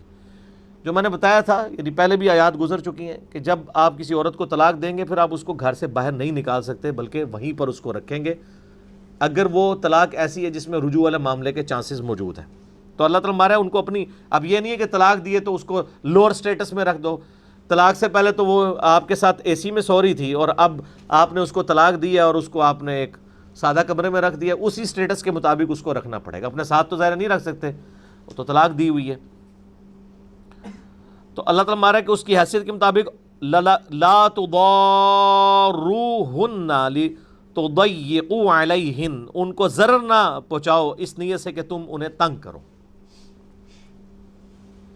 یہ بڑا امپورٹنٹ مسئلہ ہے، سورۃ البقرہ میں بھی آیا ہے کہ اذیت کی نیت سے آپ عورت کے ساتھ رجوع بھی نہیں کر سکتے، اور اس پہ میں نے ایک جملہ بولا تھا کہ اللہ تعالیٰ کے قوانین بھی تقوی کے بغیر ناقص ہیں، اللہ کے بنائے ہوئے قوانین بھی تقوی کے بغیر، اسی لیے اللہ نے اس کو تقوی کے ساتھ تکمیل کیا ہے۔ اس کو آپ مثال سے سمجھیں، آپ نے ایک عورت سے جان چھڑانی تھی، آپ نے طے کر لیا میں نے اسے بیوی نہیں رکھنا، لیکن آپ اس کو ذلیل کرنا چاہتے ہیں، تو آپ اسے ایک طلاق دیں اور جیسے ہی وہ 90 دن پورے ہونے والے ہوں آپ 85 دن کے بعد رجوع کر لیں، حالانکہ آپ کی نیت رجوع کی نہیں تھی، صرف ذلیل کرنے کے لیے رجوع کیا، پھر 2-3 مہینے رکھ کے پھر چھوڑ دیا، حالانکہ آپ ڈیسائیڈ تو پہلے کر چکے تھے کہ میں نے اس کو رکھنا نہیں ہے۔ ان چیزوں کے اوپر آپ چیک، کیا دنیا کی عدالت ہو سکتی ہے؟ کوئی دنیا کا جسٹس کہہ سکتا ہے کہ سر آپ رجوع کر رہے ہیں آپ تو آپ اس کو یہی کہیں گے تم نے میرا دل چیر لیا کہ میں اس کو نہیں رکھنا چاہ رہا، وہ تو اینڈ پہ جا کے پتہ چلے گا نا پیچھے نیت کیا تھی۔ لیکن اللہ تعالیٰ کی عدالت میں آپ مجرم لکھے جا رہے ہیں، آپ جو رجوع کر رہے ہیں اس نیت کے ساتھ کہ اسے دوبارہ ذلیل کریں گے۔ تو اللہ کے تقوی کے بغیر شریعت کے قوانین بھی ناقص ہوں گے جب تک کہ اللہ تعالیٰ کا تقوی شامل نہیں ہوگا، ورنہ دنیاوی اعتبار سے آپ کو کوئی سزا نہیں دے سکتا۔ دنیا میں شریعت کا ظاہری جو معاملہ ہے وہ اسٹیبلش ہوگا، جو اس کا باطنی معاملہ ہے اللہ تعالیٰ اس کے اوپر پکڑ فرمائے گا۔ بلکہ دنیا میں آپ کو ظاہر نیکی بھی کر دے نا تو وہ دنیا کے قانون میں نیکی ہے، اللہ کے ہاں نیکی نہیں ہے جب تک اللہ تعالیٰ سے نیکی نہ مانے۔ مثال کے طور پہ جو ریاکار ہیں ان کی نیکیاں تو فرشتے بھی لکھ کے قیامت دن لے آئیں گے، تو اللہ تعالیٰ فرمائے گا انہوں نے تو نیکیاں کی تھی دکھلاوے کے لیے، زیرو سے ملٹیپلائی، اور فرشتوں کو بھی نہیں پتہ چلے گا کہ زیرو سے ملٹیپلائی ہو رہی ہیں۔ فرشتے تو دیکھیں گے کہ آپ نے نماز پڑھی ہے، وہ لکھ لیں گے، آپ نے جناب اتنے غریبوں کو کھانا کھلایا وہ تو لکھیں گے۔ ان کو کیا پتا؟ اگر فرشتوں کو علم غیب نہیں ہے تو آپ کے بزرگ بابوں کو کہاں سے ہوگا؟ ہاں اے بھی چکال نکلتی ہے۔ اگر ان کو علم غیب ہوتا تو وہ اس طرح کے اعمال لکھتے نہیں۔ علم الغیب صرف علم الغیب اللہ تعالیٰ کے ساتھ خاص ہے بس۔ وہ صحیح مسلم میں حدیث نہیں، قیامت دن ایک قاری کو، ایک سخی کو، شہید کو لایا جائے گا، وہ قاری سخی شہید کو فرشتوں نے لکھا ہوگا نا شہید، اللہ تعالیٰ ایک ایک سے نعمت پوچھے گا اور اس کو کہے گا تم نے سب کچھ دکھلاوے کے لیے کیا، اوندے منہ کر کے دوزخ میں پھینک دے گا۔ تو دنیاوی اعتبار سے آپ اپنی داڑھی سے، پگڑی سے، نیک اعمال کے ساتھ پبلک کو تو دھوکہ دے سکتے ہیں، اللہ کو نہیں دے سکتے۔ اسی لیے صحیح مسلم میں حدیث ہے اللہ تعالیٰ تمہاری شکلوں اور مال کو نہیں دیکھتا بلکہ دلوں اور اعمال کو دیکھتا ہے۔ ہم شکل سے اور پگڑیوں سے، داڑھیوں سے اور مال سے دھوکہ کھا جاتے ہیں، اللہ تعالیٰ ان چیزوں سے دھوکہ نہیں کھاتا۔ وہ تو انہ علیم بذات الصدور، وہ تو سینوں میں چھپے ہوئے رازوں کو بھی جاننے والا ہے۔ وَإِن كُنَّ أُولَاتِ حَمْلٍ فَأَنفِقُوا عَلَيْهِنَّ حَتَّى يَضَعْنَ حَمْلَهُنَّ، اگر وہ پریگننٹ ہوں تو ان پر خرچہ کرتے رہو یہاں تک کہ یعنی وہ ڈلیوری والا معاملہ ہو جائے، اللہ تعالیٰ ان کو اولاد دے دے۔ فَإِنْ أَرْضَعْنَ لَكُمْ فَآتُوهُنَّ أُجُورَهُنَّ، اور اگر وہ تمہاری خاطر تمہارے اس بچے کو دودھ پلانا چاہیں تو اس کی اجرت بھی ان کو دو۔ ماں پہ یہ واجب یا فرض نہیں ہے کہ اس نے بچے کو دودھ پلانا ہے، یہ باپ کی ذمہ داری ہے۔ تو طلاق کے بعد تو ظاہر ہے پھر ایک کریٹیکل کیس ہو جائے گا، تو ویسے بھی طلاق سے پہلے بھی اگر عورت چاہے تو اپنے مرد سے اس کی اجرت ڈیمانڈ کر سکتی ہے، وہ تو اپنی محبت میں پلا رہی ہوتی ہے، لیکن ظاہر ہے طلاق کے بعد تو پھر وہ اجرت ڈیمانڈ کر سکتی ہے، تو اللہ تعالیٰ ہمارا ہے پھر تم اس کو اجرت بھی دو گے اس کے پلانے کی۔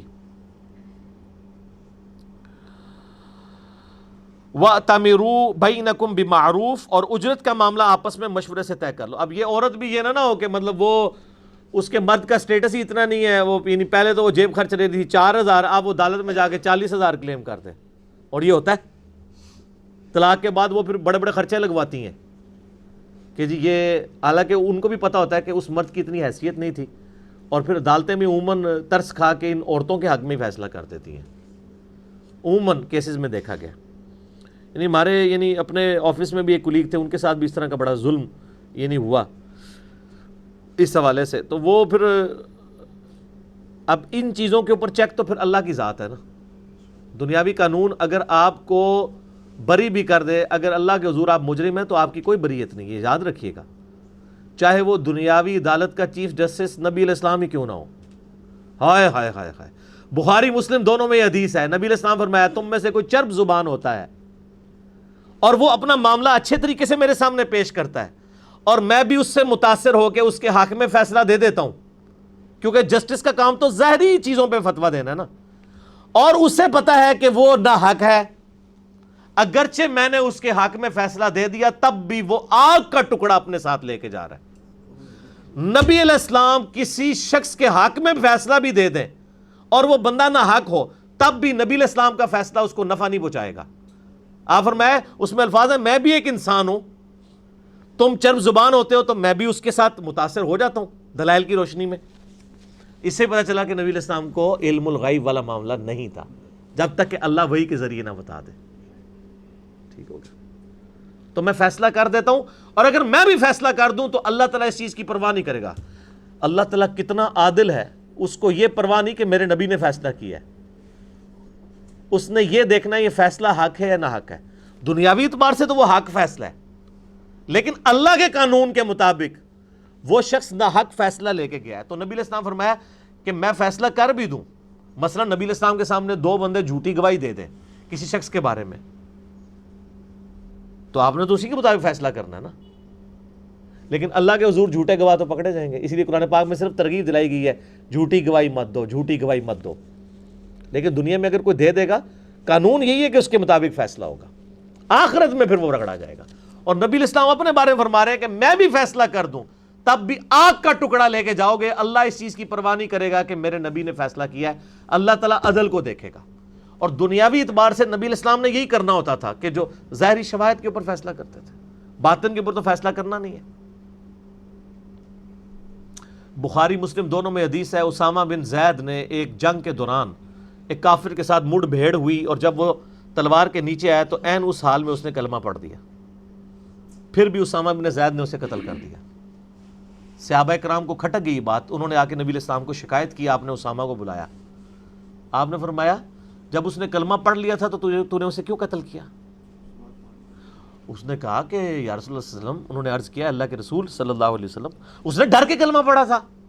اور بات ٹھیک تھی, دنیاوی اعتبار سے ایسا ہی ہے کہ 1 منٹ پہلے تو وہ آپ کو مارنے کے لیے تیار ہے, جب وہ نیچے آیا ہے تو کلمہ پڑھا, یقیناً ڈر کے ہی پڑھا ہے اس نے. دنیاوی ایویڈنس میں تو صحیح کہہ رہے ہیں وہ, لیکن کلمہ پڑھ لیا. نبی علیہ السلام نے فرمایا جب اس نے کلمہ پڑھ لیا تھا تو تم نے کیوں قتل کیا؟ یا رسول اللہ ڈر کے پڑھ لیا تھا. آپ نے فرمایا کہ تو نے اس کا دل چیر کے دیکھ لیا تھا. تو آپ تو کہتے ہیں بزرگ دل دیکھ لیتے ہیں, تو بزرگوں کے بزرگ صحابی, حضور کے لاڈلے ترین منہ بولے بیٹے زید ابن حارثہ کا بیٹا, حضور کا پوتا منہ بولا. بخاری مسلم میں ہے کہ زانوں پہ ایک طرف حسن ابن علی کو بٹھاتے تھے نبی علیہ السلام, اور حسین ابن علی کو, اور دوسری طرف اسامہ ابن زید کو. اتنا لاڈلا بچہ. بخاری مسلم میں احادیث ہیں کہ بڑے بڑے صحابہ حضور کو غصے کی حالت میں اپروچ نہیں کر سکتے تھے, نہ حضرت ابو بکر, نہ عمر, نہ عثمان و علی, لیکن اسامہ ابن زید اس حالت میں بھی حضور کے ساتھ بات کر لیا کرتے تھے. اتنا لاڈلے تھے. صحابہ کرام نے بھی جب کوئی بات پہنچانی ہوتی تھی نا حضور کو غصے میں تو ڈرتے تھے, اسامہ ابن زید کو بھیجے, یہ حضور کا لاڈلا ہے. وہ جو حدیث بخاری مسلم دونوں میں ہے کہ ایک فاطمہ نامی عورت نے چوری کی اور مقدمہ حضور کے پاس ہے, اب کسی کی جرت نہیں کہ حضور کو کہیں کہ اس کو چھوڑ دے, تو ادھر بھی اسامہ ابن زید کو بھیجا تھا. میں آپ کو بتا رہا ہوں کہ اسامہ ابن زید کتنی بڑی شے ہے. اور نبی اسلام نے ممبر لگوا کے فرمایا کہ تم نے اس کو سفارش کے لیے بھیجا ہے, اللہ کی قسم تم سے اگلے لوگ اسی لیے برباد ہوئے, ان کے اشرافیہ کے لیے اور قوانین ہوتے تھے اور عام لوگوں کے لیے اور. اگر میری بیٹی فاطمہ بھی چوری کرتی میں اس کے بھی ہاتھ کٹوا دیتا. اور وہاں پہ بھی اسامہ ابن زید. میں صرف آپ کو بتا رہا ہوں کہ اسامہ ابن زید کتنا لاڈلا صحابی ہے, لیکن نبی علیہ السلام اس کا کوئی لحاظ نہیں کر رہے ہیں. آپ نے فرمایا تو نے دل چیر لیا تھا, اور سر اگلے الفاظ بہت خطرناک ہیں.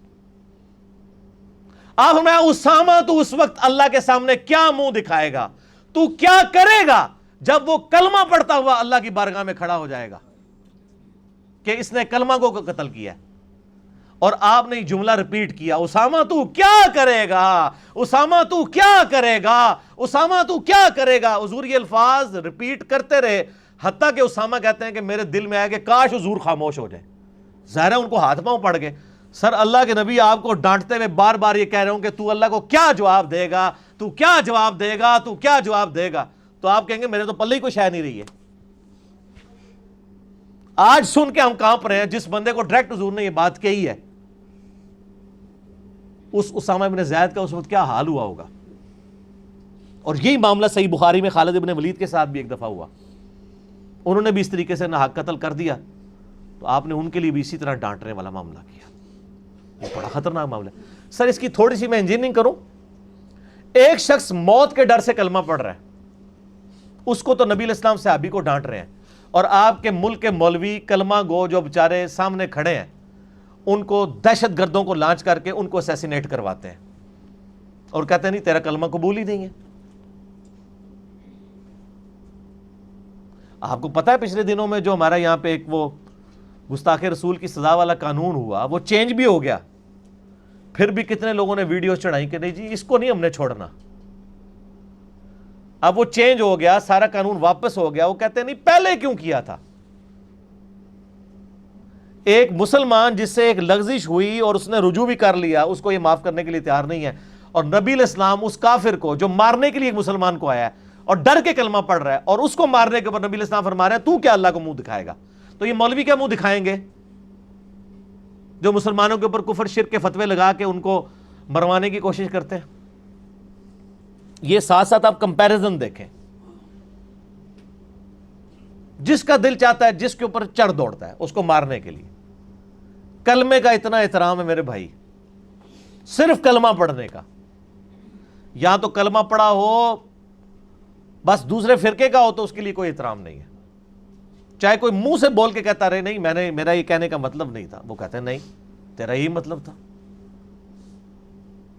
نبی علیہ السلام نے تو یہ نہیں کہا. آپ بھی کہہ سکتے تھے کہ اسامہ ٹھیک ہے تو نے صحیح فیصلہ کیا. آپ میں بس اس کے ظاہری کلمے کا احترام کرنا، جو اس نے کہہ دیا ہے اس کا احترام کرنا تھا. تو اللہ تعالیٰ کے قوانین بھی اسی وقت اسٹیبلش ہوں گے جب تقوی والا عنصر اس میں شامل ہوگا. تو اللہ تعالیٰ مارا ہے ان کو تم اجرت دو. وَأْتَمِرُوا بَيْنَكُمْ بِمَعْرُوفٍ، اجرت کے معاملے میں آپس میں مشورہ کرو دستور کے مطابق. وَإِن تَعَاثَرْتُمْ فَسَتُرْضِعُ لَهُ أُخْرَى، اور اگر آپس میں طے نہ کر سکو تو کوئی دوسری دودھ پلانے والی عورت لے لو. پھر ضرورت یہ ضروری نہیں ہے کہ اب ادھر ہی کرنا ہے. اس وقت یہ تھا ٹرینڈ، اب اتنا نہیں ہے ٹرینڈ. اس وقت دودھ پلانے والی عورتیں اس حوالے سے مل جایا کرتی تھیں، اور عرب کی ٹریڈیشن میں بھی تھا. خود نبی علیہ السلام نے بھی سیدہ حلیمہ کا خون جو دودھ پیا، اس وجہ سے ان کے جو خونی رشتے والا جو معاملہ ہے وہ تو نہیں تھا، اس کے باوجود ان کی جو اولاد ہے وہ ان کی نبی علیہ السلام کے رضائی بہن بھائی تھے. اور بخاری مسلم میں حدیث ہے کہ جو رشتے خون سے حرام ہوتے ہیں وہ رشتے جو حرمت والے دودھ سے بھی اسٹیبلش ہو جاتے ہیں. یہ سیم سٹیٹس ہے دونوں کا.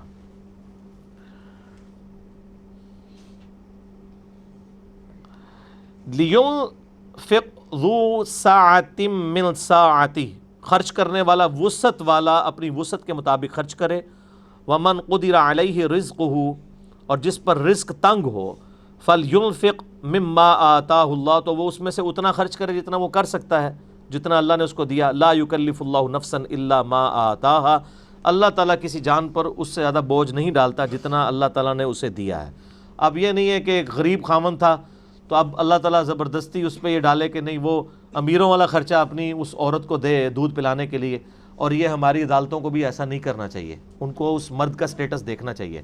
اور اس کا الٹ بھی ہے، بعض کا مرد کا سٹیٹس بہت اچھا ہوتا ہے لیکن عورتیں جو ہے وہ مطلب جب دعویٰ کرتی ہیں تو وہ عدالتیں جو ہیں یا وکلاء پیسے لگا کے تو وہ ایسا ڈیسیژن کروا دیتے ہیں کہ اس کے سٹیٹس سے کم اس کو دلواتے ہیں. تو دونوں طرف دیکھنا چاہیے. سَيَجْعَلُ اللَّهُ بَعْدَ عُسْرٍ يُسْرًا، ان قریب اللہ تعالیٰ کسی کو تنگی کے بعد فراخی بھی دے سکتا ہے. تو جب اللہ تعالیٰ فراخی دے دے پھر تو معاملہ الگ ہے. یہاں پہ میں ایک چیز عرض کر دوں، یہ جو لوگ جوڈیشری سے وابستہ لوگ ہیں نا جی، یہ پولیس رات کے اوپر چل رہے ہیں، یہ ذہن میں رکھیے گا. بخاری مسلم میں حدیث ہے کہ 7 لوگ ہیں جن کو اللہ کے عرش کا سایہ نصیب ہوگا. ان میں سے پہلا شخص وہ ہے جو عادل حکمران ہوگا، عدل کرنے والا. تو جو عدل کرنے والے لوگ ہیں ان کے فضائل بہت ہیں قرآن و سنت کے اندر، بلکہ کسی اور شخص کی فضیلت انبیاء کرام کے بعد کسی شخص کی اتنی فضیلت نہیں ہے جتنے ایک اچھے جج کی ہے جو صحیح ڈیسیژن کرے، کیونکہ وہ اللہ تعالیٰ کا ریپریزنٹیٹیو ہے آن دا فیس آف ارتھ. اللہ بھی قائم بالقسط ہے نا. اللہ نے کتابیں نازل کی ہیں، اللہ نے ترازو اتارا ہے. سورۃ الحدید میں آتا ہے نا کہ انبیاء بھیجے، کتابیں بھیجی اور ترازو اتارا تاکہ انبیاء بھی انصاف کے ساتھ فیصلہ کریں. انبیاء دنیا میں کس لیے آئے؟ ایک جملے میں اگر بولا جائے، انصاف قائم کرنے کے لیے، انسانیت کو ہدایت دینے کے لیے، اور ہدایت کے لیے پہلی شرط ہی انصاف ہے. تو انصاف والا معاملہ بہت کریٹیکل ہے، اور اگر کسی نے انصاف نہ کیا وہ مارا گیا، پھر اس کے لیے پھر جو عذاب ہے نا، نبی علیہ السلام نے فرمایا، بخاری مسلم میں حدیث ہے کہ بدترین گڈریا وہ ہے جو حکمران ہو اور ناانصافی سے کام لیتا ہو، ظلم کرنے والا ہو. جو اس کے ساتھ قیامت والے دن ہونی ہے نا، ایسے حکمران کے ساتھ کوئی اور تو سوچ بھی نہیں سکتا. وَلِعَاذُ بِاللَّهِ تَعَالَى. وَكَأَيٍّ مِّن قَرْيَةٍ عَتَتْ عَنْ أَمْرِ رَبِّهَا، کتنی بستیاں تھیں جنہوں نے اپنے رب کی حکم عدولی کی، وَرُسُلِهِ، اور اس کے رسولوں کی، فَحَاسَبْنَاهَا حِسَابًا شَدِيدًا، تو ہم نے ان کو بڑی سختی کے ساتھ ان کا محاسبہ کیا. وَعَذَّبْنَاهَا عَذَابًا نُكْرًا، اور ہم نے انہیں بھاری سزا دی. فَذَاقَتْ وَبَالَ أَمْرِهَا وَكَانَ عَاقِبَةُ أَمْرِهِ خُسْرًا، اور وہ اپنے کرتوتوں کا وبال انہوں نے چکھا اور ان کے کام کا انجام خسارے میں ہوا. یہ تو دنیا میں ہوا نا، آخرت میں کیا ہے؟ اعد اللہ لہم عذابا شدیدا، اللہ نے ایسے لوگوں کے لیے شدید عذاب تیار کر رکھا ہے۔ فاتقوا اللہ، پس اللہ سے ڈر جاؤ، ڈرتے رہو، یا اولی الالباب، اے عقل والو۔ یعنی یہ دھمکیاں اسی لیے ہیں کہ اپنا قبلہ درست کر لو۔ الذین آمنوا، جو لوگ ایمان لائے ہو، قد انزل اللہ الیکم ذکرا، بے شک اللہ نے اپنا ذکر تمہاری طرف نازل کر دیا ہے۔ ذکر کہتے ہیں عربی میں یاد دہانی والی چیز کو۔ انا نحن نزلنا الذکر وانا لہ لحافظون، اس الذکر قرآن کو ہم نے نازل کیا، ہم ہی اس کی حفاظت کرنے والے ہیں۔ یہاں پہ اللہ تعالیٰ ذکر کسے کہہ رہا ہے؟ نبی علیہ السلام کو۔ نبی علیہ السلام بھی ذکر ہے، اللہ کی طرف بلانے والے ہیں نا۔ الیکم ذکرا رسولا یتلو علیکم آیات اللہ، ایک ایسے رسول جو اللہ کی آیات تم پر تلاوت کرتے ہیں، مبینات، روشن آیات، لیخرج الذین آمنوا وعملوا الصالحات، تاکہ وہ نکال لے جائیں اہل ایمان کو جنہوں نے نیک اعمال کیے، من الظلمات الی النور، ایسے اندھیروں سے نور کی جانب۔ یعنی اللہ تعالیٰ نے اپنے نبی کی برکت سے اور ان پر جو کتاب نازل کی اس کی برکت سے اہل ایمان کو جو ایمان لے آئیں اور نیک عمل اختیار کریں، ان کو گمراہی کے اندھیروں سے اچھائی کی روشنی کی طرف نکالا ہے، اور قیامت تک ظاہر نکالتا رہے گا جو یہ اس پہ عمل کرنے والے ہوں گے۔ وَمَن يُؤْمِن بِاللَّهِ، جو کوئی اللہ پر ایمان لائے، وَيَعْمَلْ صَالِحًا، اور نیک اعمال کرتا رہے، يُدْخِلْهُ جَنَّاتٍ تَجْرِي مِن تَحْتِهَا الْأَنْهَارُ، اللہ تعالیٰ اسے داخل فرمائے گا ایسی جنتوں میں جس کے نیچے نہریں بہتی ہوں گی، خالدین فیہا ابدا، وہ اس میں رہیں گے ہمیشہ ہمیش۔ قد احسن اللہ لہ رزقا، بے شک اللہ تعالیٰ نے مومنین کو بہترین رزق عطا فرمایا ہے۔ جنت کے اندر اللہ تعالیٰ مومنین کو ان کی من پسند چیزیں عطا فرمائے گا۔ اللہ الذی خلق السبع سماوات ومن الارض مثلہن، اللہ ہی ہے جس نے ساتوں آسمان کو پیدا فرمایا اور زمین کو بھی اس کی مثل۔ اس کے ترجمے دو طرح سے کیے گئے ہیں، ایک یہ ہے کہ اس کے مثل، یعنی جس طرح 7 آسمان ہیں زمینیں بھی 7 ہیں، ایک یہ ترجمہ بھی کیا گیا، اور ایک ترجمہ یہ بھی کہ اللہ تعالیٰ نے جس طرح 7 آسمان پیدا فرمایا اسی طریقے سے زمین بھی ان کی مثل پیدا فرمائی۔ اس حوالے سے ایک روایت ہے جس کی وجہ سے پھر بڑا ایک ہنگامہ کھڑا ہوا، میرا اس کے اوپر یوٹیوب پہ کلپ بھی ہے، 7 آسمان 7 زمین اور 7 محمد صلی اللہ علیہ وآلہ وسلم۔ ایک حدیث ہے المستدرک للحاکم کے اندر کہ نبی علیہ السلام فرمایا کہ جس طرح یہ زمین ہے اس طرح اور زمینیں 7 زمینیں ہیں، ہر زمین میں اپنا محمد ہے، ابراہیم ہے، نوح ہے، یعنی ایک محمد نہیں 7 محمد ہے۔ لیکن یہ روایت ایسی ہے جس کو محدثین نے ایکسیپٹ نہیں کیا، یہ شاذ روایتوں میں سے ہے۔ بعض تو اسے یعنی انقطاع کا شبہ مانتے ہیں، ابن عباس کا جو شاگرد بیان کر رہا ہے اس سے ان کی یعنی ویسے تو سماعت ثابت ہے، صحیح بخاری میں بھی روایتیں موجود ہیں، جو ابو ضحیٰ ہے، الضحیٰ، لیکن اس میں وہ حدثنا سے روایت نہیں کر رہا، عن سے روایت کر رہا ہے، اور باقی جو ان کے شاگرد روایت کرتے ہیں اس میں اس کا قول جو ہے وہ شاذ تصور کیا گیا۔ اس کے علاوہ بھی اس میں شریک القاضی مدلس عن سے روایت کر رہے ہیں اور سماع کی تصریح نہیں ہے، اس روایت کو یعنی کمزور مانا گیا ہے محدثین کے ہاں۔ باقی 7 آسمان اور 7 زمین یہ یعنی متشابہات میں سے ہیں۔ سائنٹیفکلی بعض لوگوں نے اس پہ طبع آزمائی کی ہے کہ یعنی یہ جو ہمارے اوپر آسمان کی جو لیئرز ہیں وہ 7 ہیں، یعنی اسٹریٹوسفیئر ہے، ٹروپوسفیئر ہے، اس کے بعد اوزون لیئر، یہ ساری چیزیں اس کو بعض کہتے ہیں، اور بعض کہتے ہیں نہیں آسمان تک تو ابھی ہم پہنچے ہی نہیں ہیں، اس کے اوپر 7 آسمان ہے، واللہ اعلم۔ یتنزل الامر بینہن، ان تمام آسمانوں اور زمین کے اندر اللہ ہی کا حکم نازل ہوتا ہے، لتعلموا ان اللہ علی کل شیء قدیر، تاکہ تم جان لو اصل چیز یہ ہے کہ اللہ تعالیٰ ہر چیز کے اوپر قادر ہے، وان اللہ قد احاط بکل شیء علما، اور اللہ تعالیٰ نے ہر چیز کا اپنے علم سے احاطہ کیا ہوا ہے۔ یہ اللہ تعالیٰ کی 2 بڑی ایکسٹرا آرڈنری کوالٹیز ہیں، علی کل شیء قدیر اور علی کل شیء علیم، ہر چیز کے اوپر قدرت بھی ہے، ہر چیز کا علم بھی ہے۔ یعنی یہ بنا کے چیزیں چھوڑ نہیں دی ہیں، وہ جو کچھ کر رہی ہیں ان کے اوپر بھی اللہ تعالیٰ کی مکمل گرفت ہے، جب چاہے پکڑ فرما سکتا ہے، ہاں دنیا میں ڈھیل دیتا ہے، اور ہر چیز کا اپنے علم سے احاطہ کیے ہوئے اللہ تعالیٰ۔ ہماری آج سورہ الطلاق مکمل ہوئی، اگلی دفعہ انشاءاللہ سورہ التحریم کور کریں گے، اور وہ بھی اس میں بھی کئی ایک ڈیٹیل ٹاپکس ہیں، بڑے انٹرسٹنگ ٹاپکس بھی ہیں، اور انشاءاللہ اگلی دفعہ پارہ نمبر 28 بھی ہمارا مکمل ہو جائے گا۔ اللہ تعالیٰ سے دعا ہے جو حق بات میں نے کہی اللہ تعالیٰ ہمارے دلوں میں راسخ فرمائے، اگر جذبات میں میرے منہ سے کوئی غلط بات نکل گئی تو اللہ تعالیٰ ہمارے دلوں سے معاف کر دے، ہمیں کتاب و سنت کی تعلیمات پر عمل کر کے دوسرے بھائیوں تک پہنچانے کی توفیق عطا فرمائے۔ سبحانک اللہم و بحمدک، اشہد ان لا الہ الا انت، استغفرک و اتوب الیک۔ اللہم صلی علی محمد وعلی آل محمد کما صلیت علی ابراہیم وعلی آل ابراہیم انک حمید مجید۔ اللہم بارک علی محمد وعلی آل محمد کما بارکت علی ابراہیم وعلی آل ابراہیم انک حمید مجید۔ سبحانک اللہم و بحمدک، اشہد ان لا الہ الا انت، استغفرک و اتوب الیک، وما علینا الا البلاغ المبین۔ جزاکم اللہ خیرا۔